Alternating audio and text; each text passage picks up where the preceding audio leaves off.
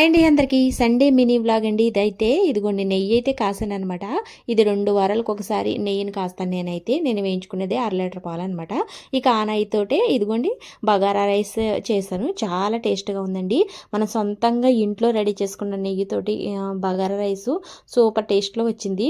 ఇదిగోండి నెయ్యి అయితే కొంచెం మెంతులు వేసి కాచాను అనమాట. మనం ఆ ప్లేస్లోనే ఏమంటారు తమలపాకు అలాగే కరివేపాకు కూడా వేసుకోవచ్చు కదండి. ఇక నాన్ వెజ్ అయితే వండేస్తున్నానండి, సండే కదండి. మటన్ కర్రీ అయితే వండుతున్నాను అనమాట. ఇక ఇందులో కాంబినేషన్గా బగారా రైస్ అయితే చేస్తున్నాను అనమాట. ఇంకా ఆ రైస్ని చేయడానికే ఇంకా నెయ్యి అయితే సిద్ధం చేశాను ఆల్రెడీ. ఇదిగోండి ఈ కర్రీలోకి అయితే స్పెషల్గా మసాలా ఇలా పడతాను అనమాట, కొంచెం గ్రేవీగా రావడానికి. ఇదిగోండి నెయ్యి అయితే కాచేస్తాను, చల్లారిపోయింది, వడగట్టేసానండి. ఇంకా ఆ నెయ్యితోటి చక్కగా ఈ బగారా రైస్ చేశానండి. చాలా టేస్ట్గా ఉందనమాట. ఇదండి ఈ చిన్న వ్లాగ్ అయితే. వీడియో నచ్చితే తప్పకుండా లైక్ చేయండి, సబ్స్క్రైబ్ చేసుకోండి, సపోర్ట్ చేయండి. బాయ్.